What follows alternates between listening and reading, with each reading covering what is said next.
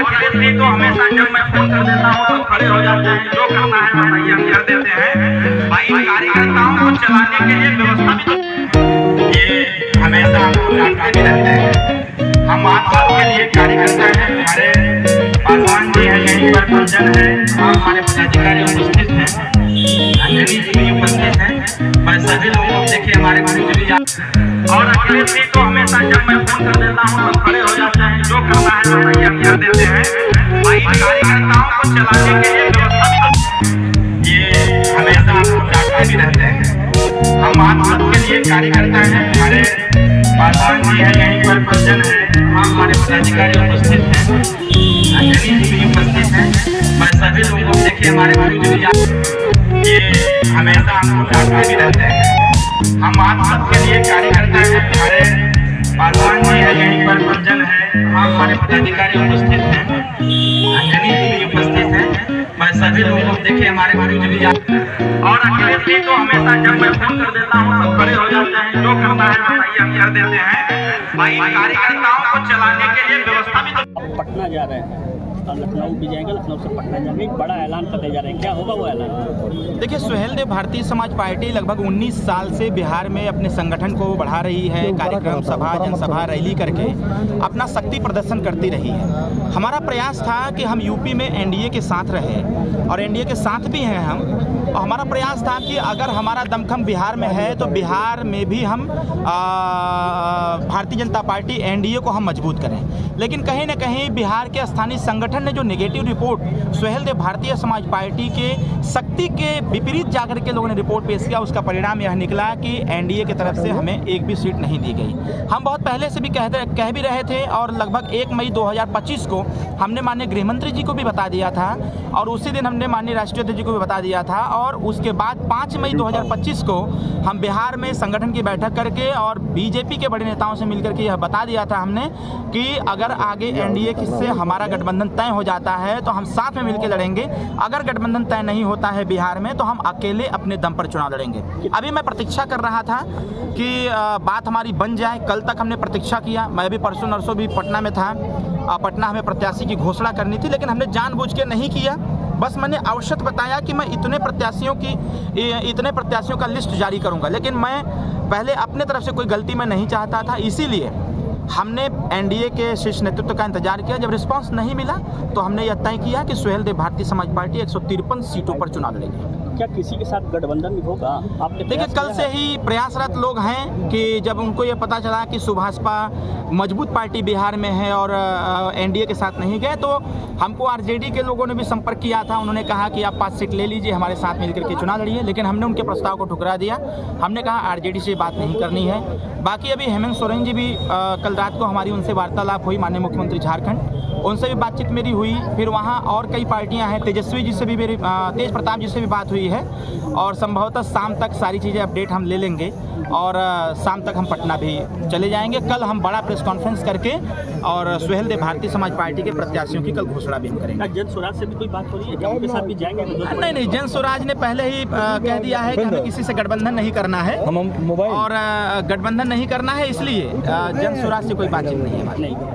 नहीं, यूपी में जो रिश्ते हैं आप भी क्या कायम रहेंगे क्या आने वाले समय में? देखिए, ताली एक हाथ दरार तो पड़ चुकी है। नहीं, ताली एक हाथ से नहीं बजती है, ताली दोनों हाथ से जब मिलती है तभी बजती है। और जब एनडीए इस चीज़ को स्वीकारता प्रदान कर लिया है कि हमारा गठबंधन सिर्फ उत्तर प्रदेश के लिए होगा, तो जब इन्होंने तय ही कर दिया है तो फिर बिहार को लेकर के कभी इस प्रकार की टिप्पणी न हो, और न ही अब चिंता करने की आवश्यकता है कि क्या दरार पड़ा, कि विवाद हो गया। सुहेल देव भारतीय समाज पार्टी किसी एक स्टेट की पार्टी नहीं है, उसको हम लोग कई स्टेट में चलाते हैं, संगठन बनाते हैं, रैली करते हैं, सभा करते हैं। तो गठबंधन हो या न हो, सुहेल देव भारतीय समाज पार्टी चुनाव लड़ेगी। एनडीए के साथ यूपी में रहेंगे ना सर? 100% रहेंगे। अरे एनडीए के साथ हम यूपी में हैं, यूपी में हमारे पिताजी मंत्री हैं। तो बिहार में क्या होगा? यूपी में विरोध करेंगे और बिहार में विरोध करेंगे और यूपी में उनका गुणगान गाएंगे। नहीं, विरोध नहीं है, और मैं विरोध करने वाला भी नहीं हूँ किसी का। मैं अपने एजेंडे पर, जो हमारा एजेंडा है सुहेल देव भारतीय समाज पार्टी बिहार के लिए, जो हम लोगों ने प्रपोजल तैयार कर रखा है, जिस प्रकार से बिहार में हमारे राजभर, रजवार, राजवंशी, राजधोक, पाल, प्रजापति, गोंड, कहार, इन सब लोगों को जो अवॉइड किया जाता है, इनकी गणना नहीं होती है, ऐसे लोगों का गणना हो और इसके साथ साथ जिन लोगों को कोई नहीं पूछता है उनको सुहेल देव भारतीय समाज पार्टी ने तैयार कर रखा है। तो हम अपने एजेंडे के दम पर सुहेल देव भारतीय समाज पार्टी चुनाव लड़ेगी, न कि एनडीए का विरोध करके या फिर किसी महागठबंधन का विरोध करके, बल्कि हम अपनी बात बताएंगे, अपनी विचारधारा बता करके। हम लोगों को चाहेंगे कि लोग हम सुहेल देव भारतीय समाज पार्टी के चुनाव निशान छड़ी का बटन दबाएं। आप जीते चाहे ना जीते, हरा तो जाएंगे ना, हरा तो देंगे ना। वो तो सत्य बात है। चुनावी मैदान में कोई उतरता है तो या तो जीतता है या तो हारता है। अगर हारने की इतनी चिंता रहती तो जरूर हमको एडजस्ट किया गया होता। तो किसी को हराएंगे ना सर? जरूर चुनाव मैदान में उतरेंगे। जो लोग कह रहे हैं कि हमारा 500 वोट भी नहीं है, जब हमारा प्रत्याशी चुनाव लड़ेगा आज जब लोग 500 से हारेंगे तब उनको समझ में आएगा कि 500 का क्या महत्व होता है। कितनी सीटों पर बीजेपी को या किसी अन्य दलों को आप बिहार में कराएंगे? नहीं, मैं हराने के लिए थोड़ी उतरा हूँ। आपकी वजह से कितनी सीटें हारेंगे? देखिए, वो लोग हारे या जीते, मेरी वजह से जीत भी सकते हैं, मेरी वजह से हार भी सकते हैं। कौन जीतेगा, दोनों कौन विषय हारेगा? है। सर कौन जीतेगा, कौन हारेगा? इंडिया भी जीत सकती है, एनडीए गठबंधन भी जीत सकती है, इंडिया गठबंधन भी जीत सकती है। तो मैं वहाँ किसी को हराने जाने नहीं जा रहा हूँ। मैं अपना वोट इकट्ठा करने जा रहा हूँ। जिस वोट को लोग पैसे के दम पर या गुमराह करके लोग खरीद लेते थे या डिवाइड कर देते थे, ऐसे लोगों को हम लोग एकत्रित करने जा रहे हैं। क्योंकि जिन लोगों की पूछ कोई नहीं करता उसको हम लोग इकट्ठा कर रहे हैं। हम अपने वोट को इकट्ठा करेंगे। अब हमारे वोट की इकट्ठा करने से कोई हार जाए कोई जीत जाए उससे हमें कोई परवाह नहीं। कोई बड़ा चेहरा जो आरजेडी का हो या जेडी का हो या किसी अन्य या लोजपा का हो, वो कोई बड़ा चेहरा जो आपके पार्टी से चुनाव लड़ने जा रहा है? सुहेल देव भारतीय समाज पार्टी में अभी हमारी पार्टी में शशि भूषण प्रसाद जी आए हुए हैं, राष्ट्रीय महासचिव हमारे पार्टी से हैं, वो भी लड़ेंगे। बाकी देखते जाइए, कल मुझे पटना पहुंचने दीजिए। बहुत बड़े बड़े चेहरे सुहेल देव भारतीय समाज पार्टी से चुनाव लड़ेंगे। अच्छे अच्छे चेहरे लड़ेंगे जो जेडीयू से, आरजेडी से, लोक जनशक्ति पार्टी से, इवन की भारतीय जनता पार्टी से भी हटने वाले लोग भी लाइन में हैं। हमारे लोग बातचीत कर रहे हैं। तो क्या होगा इंडिया गठबंधन का? एनडीए गठबंधन मजबूत रहेगा उत्तर प्रदेश में। हम इनके साथ हैं, उत्तर प्रदेश में मजबूती के उनके साथ खड़े रहेंगे। बिहार की क्या स्थिति होगी? कौन है जो रोक रहा है सर आपको बीजेपी में, एनडीए में शामिल होने? स्थानीय संगठन, बिहार का जो स्थानीय संगठन है वो नहीं चाहता है कि सुभाषपा की एंट्री बिहार में हो। क्योंकि उत्तर प्रदेश में जिस दम के साथ हम लोग गरीबों की बात करते हैं, उनके लड़ाई लड़ते हैं, उनके पक्ष में पक्ष का पहाड़ बन के खड़े रहते हैं, तो बिहार के लोग नहीं चाहते हैं कि गरीब शिक्षित हो, जागरूक हो।